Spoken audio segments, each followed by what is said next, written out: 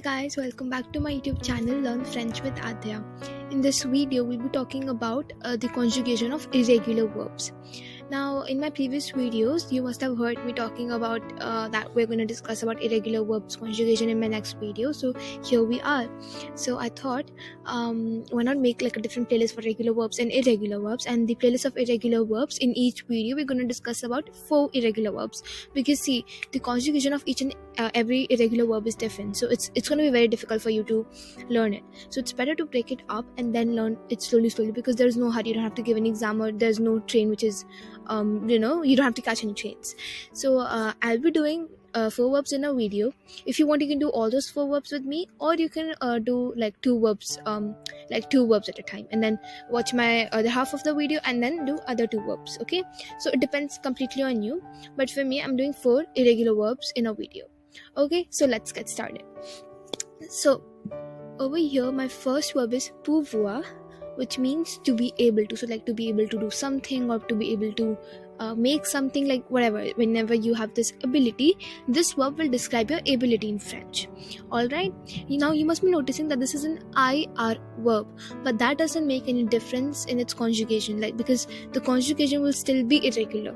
Even if it ends with IR, doesn't mean that we're going to follow the IR verb conjugation. That's why it's very necessary for you to also remember that what all verbs are irregular. Otherwise, what will happen is that when you will see pouvoir, you will think that's an IR verb, and then you'll conjugate it according to IR verb, but that's not correct. Alright, however, you can see over here that we can see that nu, vu, il, u, el are conjugated according to the IR verb conjugation. Well, that's a coincidence, but doesn't mean that always it will be always every irregular verb will be conjugated like that. Okay, so do not expect any pattern in irregular verb, and that will be the best for you. Alright, so let's begin. So je peux, it's just like we have this number in French. It has the same spelling as per, just that in the beginning, instead of P, we put a D. So it is like the. So same over here, it will be a per. So je peux, so like I am able to, or I can do. Sorry guys, I just received a call from my mom because so she was just making sure that I'm good or not. Anyways, as I was saying over here, je peux means I am able to, or I can do something. So like I can say that I am able to calculate big and huge sums in seconds because I know about this. So that's my ability, or whatever ability you have, you can describe it.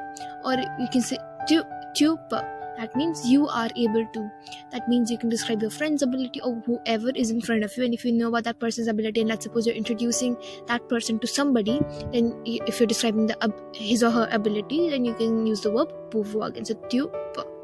So what is there is that you just use the P in the beginning, and there's none of this used, and you add EUX in that. So je peux and tu peux. Il ou elle.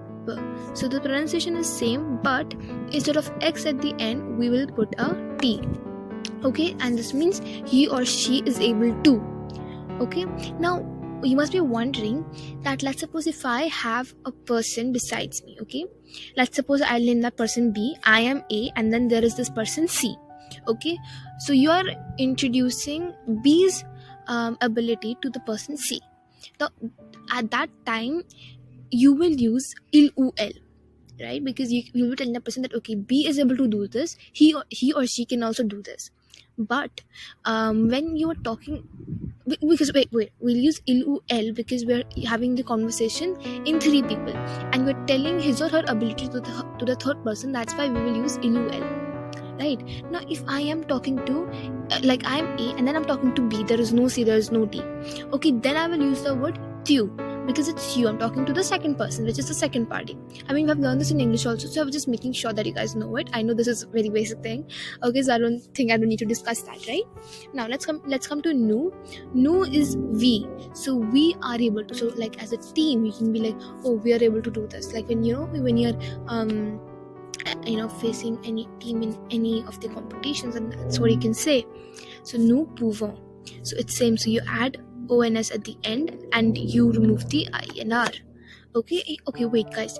Did you see that in IR conjugation we did not remove the we removed the R and as well as the I. Otherwise, in the regular verb conjugation, we will always remove the R only. We won't remove the I. So that's also a difference. So that doesn't mean that it's following the whole pattern of conjugation from IR regular verbs. All right. Now, vous pouvez. So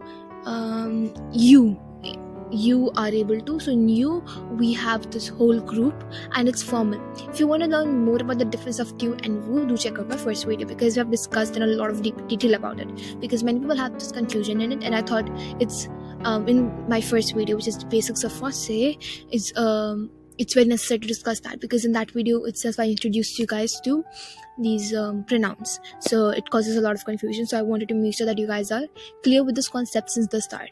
All right. Now, il ou elle again, which is the plural he or she when I'm talking about group of he, group of she. Also, ILS is used if, let's suppose, I'm talking to a classroom wherein we are both boys and girls mixed, then I will use the word ILS, which is he, which means he, but it can also be used for a group of mixed he or she. Okay, and ELLES is only used for a group of she. All right, il ou elle pouvant. So it means he or she, like a lot of he or she's are able to. All right, or when you talk about like this class is able to, then you can use il ou elle. No, sorry, when this class is able to. So if this is a co-ed school where there are like boys and girls in the same class, then you will use the word ILS, right? And when you're talking, let's suppose if you're talking about a class in a girls school, then you'll use ELLES. If you're talking about a class in the boys school when there are only boys, then you're going to use the word ILS itself. Okay, now let's come to the second irregular verb, which is faire. Faire is to do or to make. So like when you're doing some chore of house, or when you're making something, when you're cooking something, anything, when you're making a bed sheet, when you're making a bed, whatever. So to make or to do something. So je fais, tu fais, il ou elle fait, nous faisons, vous faites, il ou elle font. So as we discussed in my, I think, second video, we discussed that whenever after D or T letter we have an E, we pronounce the T or D. But if there is no E after T or D, we do not pronounce the T or D. So as you can see over here, I don't say il ou elle fait, I say il ou elle fait. But over here, I'm saying vous faites because there's an E after it, right? Now, let's discuss the meaning of these. So, je fais is I do or I make. Tu fais is you do or you make. Il ou elle fait is he or she does or makes. Nous faisons is we do or we make. We make this world a better place to live, or we do this to protect the environment. Then you're going to use nous. Vous faites is that you, plural or formal, makes or does. Il ou elle font is that group of he or group of she or group of mixed, does and makes. Alright, then coming to the third irregular verb of this video, which is mettre, is to put or to place. Now, to put is that, so if I say I put, or you can also use applied. I applied this at my hand, or I put my clothes to place, so something like that. So we can use mettre in many ways. Now, je mets, tu mets, il ou elle met, nous mettons, vous mettez, il ou elle mette. So we remove the TRE over here, and we add an S, then we add an S in je, tu, both. Then we do not add anything in il ou elle, we just remove the TRE and there's no ending. Okay, nous mettons, so we keep double T and then ONS. Then again, vous mettez, so double T and then EZ. Il ou elle, double T, and we add an ENT at the end. Okay, now let's discuss the meaning of these pronouns with this verb mettre. So je mets means I put or I place something on its place or something. Tu mets is to that you put or you put to place. Il ou elle met is he or she puts or to place. We mettons is we put or we place. Vous mettez is you, group of you, plural and formal. put and place. Ilu el meto means group of he, group of she, or group of mixed group of he or she puts or to place. Okay, now the time for the last irregular verb for this video, but certainly not the last one. Okay, we have a lot of irregular verbs, so you cannot avoid it. It's very necessary to learn irregular verbs. All right, now dair is to say or to tell. So like I say or I tell stories, I narrate them, something, we can use dair. So je this, tu this, iluel dit, nu dizon, vu dit, iluel dizent. Okay, now so let's discuss the meaning of the pronouns with this new irregular verb dair. So je this means I say or I tell, tu this you say you tell, iluel dit is he or she says or tells, nu dizon is we say or we tell, nu dites, vu dites is you formal and plural say or tell, ilu el dicent means group of he, group of she, or mixed group of he and she says or tells. Okay, now let's revise once. All right. Okay, so je peux, tu peux. Oh wait, first let me just discuss the endings for this one. I'm so sorry guys. So we in this one for je, tu and ilu el and this nu, we remove the re and then we add endings. For this we just add an s. For tu also we just add an s. For ilu el we do not add anything. Sorry, we do add t. Okay, nu, for nu we add sons. For wu we add tes, and for ilu el we add disent. Now over here you must have seen that in metro, right, we remove re. For this one we had just one t. In this one we added an extra t, but in this one we just remove the re and then we add the endings. So that's an advantage. Okay, so you just have to learn the endings. Okay, now let's revise. Je peux, tu peux, iluel peut, nous pouvons, vous pouvez, iluel pouvons. Faire, je fais, tu fais, iluel fait, nous faisons, vous faites, il ou elle font. Third one, je mets, tu mets, iluel met, nous mettons, vous mettez, iluel mettez. Je dis, tu dis, iluel dit, nous disons, vous dites, iluel disent.